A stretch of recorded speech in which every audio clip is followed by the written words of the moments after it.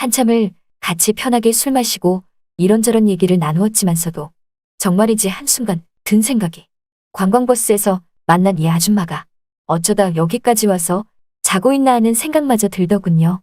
그 아줌마는 옆으로 누워서 자던 게 이내 불편했는지 갑자기 몸을 똑바로 누우며 제 쪽으로 고개를 돌리더군요. 그리고는 개슴츠레하게 눈을 떴습니다.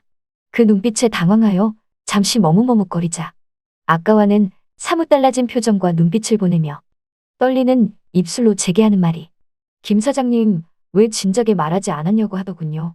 그래서 저는 무슨 말을 하는 거냐고 물으니 관광버스에서 우리 만났었잖아요. 라고 하는데 순간 놀랐답니다. 저만 그 아줌마를 기억하고 있다고 생각했는데 그 아줌마도 저를 기억하고 있다니 새삼 놀라웠죠.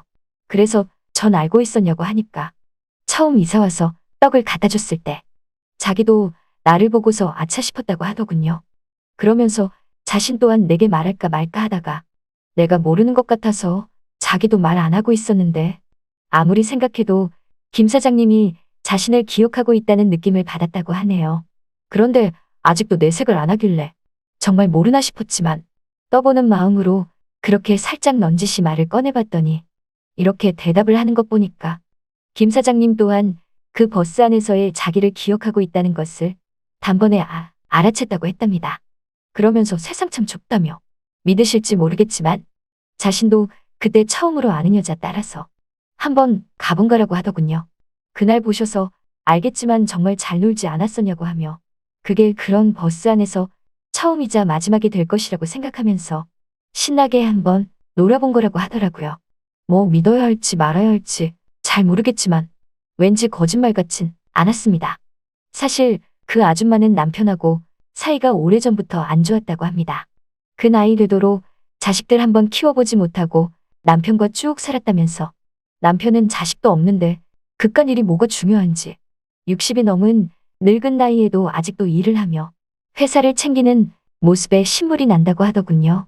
결혼 후 30년이 넘는 세월 동안 아이를 갖고 싶었지만 무슨 연유에서인지 아이는 생기지 않았고 결혼하고 10년이 지나서 알게 된 사실이 아이를 가질 수 없던 이유가 오로지 남편 탓인 걸 알게 되었지만서도 그렇다고 아이를 못 갖는 이유 때문에 남편과 헤어질 순 없었고 그냥 그렇게 살다 보니 여기까지 온 거라고 했답니다. 그날 만났던 묻지 마세요. 관광버스에 탑승한 것 또한 이제껏 60평생 살아오면서 처음이었고 그날 자신이 이제껏 결혼 생활하면서 쌓아온 스트레스를 단번에 푸는 날이기도 했다고 하네요. 그렇게 잘 적응하며 잘 노는 자기 모습에 함께 간 여자가 정말 잘 논다면서 나중에 또 한 번 가자고 했지만 그 뒤로 거절하고 안 갔다고 합니다. 이유는 바로 그곳을 한 번 더 가면 남편에게 당당하지 못한 아내가 될 것 같다는 생각에서였죠. 그 얘기를 들으니 이제껏 내가 저 여자를 그냥 싸게 노는 여자로만 판단했다는 것에 미안함이 들었답니다. 그날 너무 잘 놀아서 그런 관광버스를 자주 오르며 자주 즐기는 아줌마인 줄 알았는데 그게 아니었다니 어쩌면 반전과도 같은 그 여자의 일생이었죠. 그렇게 꾹꾹 담아두었던 속에 있는 얘기를 꺼내며 그 아줌마는 눈물 한 방울을 흘려보내더라고요. 술도 좀 취했는지 감정에 복받쳐 있었습니다. 그렇게 또 한참을 있다가 꺼낸 말이 사실 그 버스에서 자신도 김 사장님이 마음에 들었다고 하더군요. 거기에 나온 남자들 다 떼묻고 능글맞게 놀고 있었지만 유독 한 사람 바로 김 사장님만이 자리에 앉아서 마치 초보티를 내듯 어리숙하게 노는 모습이 인상 깊게 다가왔었고 그래서 자신도 나를 기억하고 있었다고 했답니다. 난 저 아줌마가 나를 절대 기억 못할 것이라 생각했는데 이 모든 게 저의 착각이고 오산이라는 생각이 그제서야 들었네요. 그러면서 아줌마는 잠시 뺨에 흐르는 눈물을 손바닥으로 닦으며 이제 가봐야겠다고 하더라고요. 아무리 남편이 출장은 갔지만 그래도 여기서 끝까지 밤을 새우는 건 아닌 것 같아서 간다고 하길래 저도 알았다고 했고 그렇게 그 아줌마는 막걸리 한 병에 감정에 복받친 눈물을 살짝 흘리고 우리 집에서 나갔답니다. 그 아줌마가 가고 자리에 누워 자려고 했는데 자꾸만 아까 그 아줌마의 모습이 아른거리더군요. 뭐랄까? 약간의 동정심 같다고 해야 할까? 어쩌면 제대로 된 남자 만나서 아이 낳고 잘 살 수 있었겠지만 하필 그런 남자를 만나서 아이도 못 낳고 그렇게 늙어간 모습이 어떻게 보면 여자로서 참 안 됐다는 생각이 들었답니다. 그렇게 그 일이 있고 며칠 후 그 아줌마를 또 만났습니다. 얼굴이 안 본 사이에 많이 헬쑥해졌더군요. 그래서 제가 무슨 일이 있었냐고 물어보니 나를 보면서 살짝 씁쓸한 표정을 지으며 남편과 이혼하게 됐다고 하더라고요. 저는 그러냐고 하면서 더 이상 아무 말도 물어보지 않았답니다.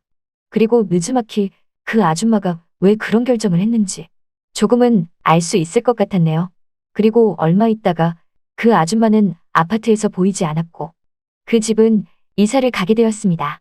저는 매번 마주치고 혼자 사는 호래비인 나와 친구가 되어준 그 아줌마가 종종 생각나고 그리웠지요.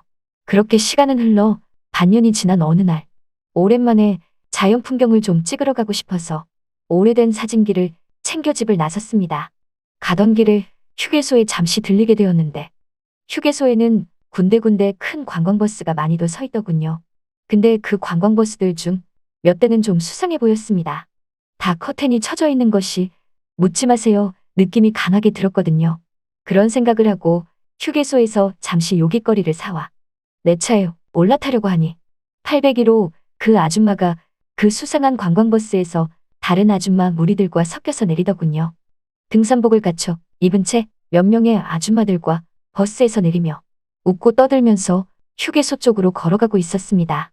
저는 사온 요깃거리를 차에 놔두고 그 아줌마 뒤를 따라가게 되었는데 그 아줌마 무리들은 제각기 화장실도 가고 먹을 걸 사러 갔는데 유독 그 아줌마만 휴게소 뒤편 흡연 구역으로 혼자 가더군요. 그러면서 이내 담배 하나를 꺼내 입에 물며 불을 붙이고 연기를 내뿜었습니다. 저는 그 여자에게 다가가 오랜만이라고 하면서 인사를 하니 그 아줌마가 날 보고선 깜짝 놀라며 여긴 어쩐 일이냐고 묻더군요. 그래서 간만에 사진 좀 찍으러 출사 가는 길이라고 하니까 그러시냐고 하며 잘 지내시냐고 하길래 저는 잘 지낸다고 했고 저도 그 아줌마에게 이혼하고 어떻게 잘 지내시냐고 하니까 혼자라서 좋긴 한데 이게 정말 행복한 건지는 자신도 아직은 모르겠다고 하더군요. 보니까 안 피우던 담배도 피우게 된 것 같고 딱 한 번 즐겼었던 묻지 마세요도 어느덧 많이 즐겨본 듯한 느낌이 들더라고요.